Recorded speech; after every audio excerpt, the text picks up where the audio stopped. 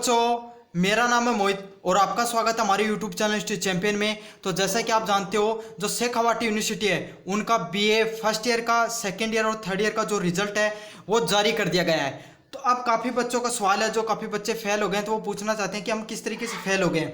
काफ़ी का जो रिजल्ट है वो भी रोका गया है, वो भी बताऊंगा कि आपको किस तरीके से आपका सही होगा। साथ के साथ काफ़ी बच्चों के सप्लीमेंट जो रिजल्ट उसमें सप्लीमेंट्री पीपीटीओ लिखा रखा है, किसी में ईएफटी लिख रखा है, तो इनका अर्थ क्या है। और साथ के साथ जो बच्चे फेल हो गए हैं, जिनका बैक लग गई है सप्लीमेंट्री है उनके, तो उनके जो रिवील का फॉर्म है वो कब आएगा, सप्लीमेंट्री के फॉर्म किस हिसाब से होंगे, तो वो सभी चीज़ों के बारे में अपन बात करेंगे।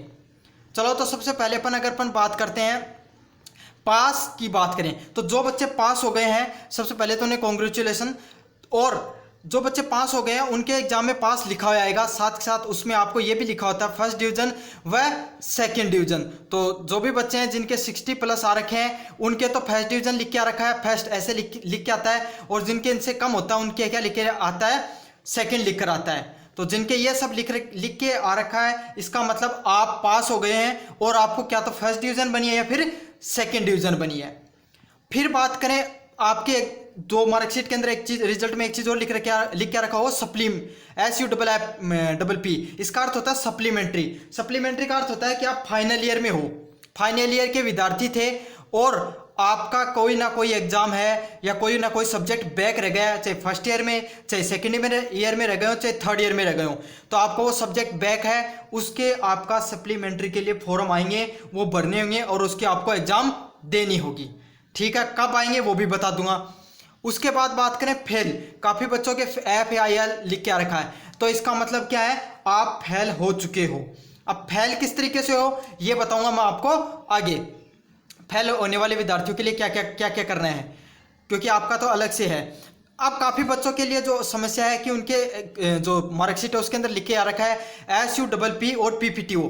इसका अर्थ होता है सप्लीमेंट्री और इसका अर्थ होता है, ये थर्ड ईयर में लिख के आएगा हमेशा PPTO। इसका अर्थ होता है paper pass third year only. समझ गए, मतलब आपका फाइनल ईयर के विद्यार्थी थे, आपका थर्ड ईयर तो पास हो गया है, लेकिन आपके जो सेकंड ईयर में कोई एक सब्जेक्ट है वो बैक रह गया, आपके भी सप्लीमेंट्री आई है। और ध्यान में रखना, आपको भी सप्लीमेंट्री का फॉर्म लगा के आपको उस एग्जाम को पास करना है। सबसे जरूरी बात है PPTO वालों के लिए, क्योंकि फिर अगर आप 1-2 साल अगर आप नहीं देते हो एग्जाम, तो आपकी जो मार्कशीट है वो बाद में जाके दिक्कत समस्या सामने आती है। फिर बात करें RW और UM लिख रखा है, इसका मतलब क्या है, आप कोई भी चीटिंग करते हुए एग्जाम के अंदर पकड़े गए हो और आपको अब यूनिवर्सिटी जाना होगा, वहां पर आपको मतलब अपनी समस्या वो दर्ज करानी होगी। क्या तो आपको उस सब्जेक्ट में फेल कर दिया गया है या फिर आप फाइनल ईयर के विद्यार्थी हो, तो आपको यूनिवर्सिटी में जाना है और वहाँ पे अपनी शिकायत वगैरह है दर्ज करानी है, अपने वो प्रूफ देना है। तो क्या तो वो आपको वहाँ पर जाके आपका जो संबंध में सूचना ले लेंगे, या फिर आप भी किसी एक सब्जेक्ट में आपको सप्लीमेंट्री या बैक दे दिया जाएगा उसमें। ठीक है, अगला है EFPT। EFPT का क्या होता है, एलिजिबल फॉर पार्ट्स थर्ड, मतलब ये सेकेंड ईयर के विद्यार्थियों के लिए लिखाएगा। इसका अर्थ होता है एलिजिबल फॉर पार्ट थर्ड, मतलब आप सेकेंड ईयर के विद्यार्थी थे, आपने सेकेंड ईयर में आपने जो पेपर तो पास कर लिया है, आप थर्ड ईयर में हो गए, लेकिन आपका कोई ना कोई सब्जेक्ट क्या है, बैक रह गया है इसके अंदर। ठीक है, तो आपको जो आप, लेकिन ध्यान रखना है, आपका बैक रह गया तो आपका क्या होगा, आप जब फाइनल ईयर के जब आपके एग्जाम चलेंगे ना, उसी समय आपको फॉर्म भरना होगा और वो सब्जेक्ट जो बैक रह गया उसका भी आपको साथ के साथ पेपर देना है। ध्यान रखना, बैक का पेपर लगा देना, वरना आप अगले साल आपकी सप्लीमेंट्री आ जाएगी वरना। ठीक है, ये सेकेंड ईयर वालों के लिए लिख के आएगा। फिर है ये PPSO का अर्थ क्या होता है, paper pass second only. PPFO का अर्थ क्या होता है, पेपर पास सेकंड ओनली, मतलब ये भी सेकंड ईयर के विद्यार्थियों के लिए लिखाएगा। लेकिन इसमें क्या होगा, आपका जब आप इस संबंध में क्या है, आपका फर्स्ट ईयर में कोई पेपर बैक था, ठीक है, आपका क्या हो गया, सेकंड ईयर के तो सारे एग्जाम के पेपर पास हो गए हैं, लेकिन फर्स्ट ईयर में जो पेपर बैक था वो आपका पेपर अभी भी बैक का बैक ही रह गया है। ठीक है, तो आपका जो पेपर है जो फर्स्ट ईयर में वो पेपर बैक रह गया है, तो आपको उसको फिर से फॉर्म लगाना है थर्ड ईयर में वही फर्स्ट ईयर वाले पेपर का, और आपको उसके एग्जाम देनी है और उसको पास करना है। फिर अगला लिखा हुआ है EFPS। Eligible for part second, मतलब आप ये फर्स्ट ईयर के विद्यार्थियों के लिए लिखाता है। इसका अर्थ क्या होता है, आप पास तो गए फर्स्ट ईयर में, सेकंड ईयर के लिए अप्लाई भी कर सकते हो, लेकिन आपका कोई ना कोई सब्जेक्ट है फर्स्ट ईयर के अंदर वो बैक रह गया, तो सेकंड ईयर के जब आपके फॉर्म लगेंगे तो उसमें वो बैक फॉर्म के आप फॉर्म लगा देना।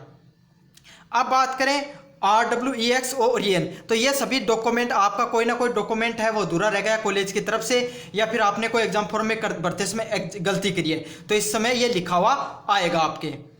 अब अपन बात करेंगे सप्लीमेंट, जो फेल वाले विद्यार्थी हैं, कि कोई विद्यार्थी फेल किस तरीके से होता है और उसको पास होने के लिए क्या करना चाहिए।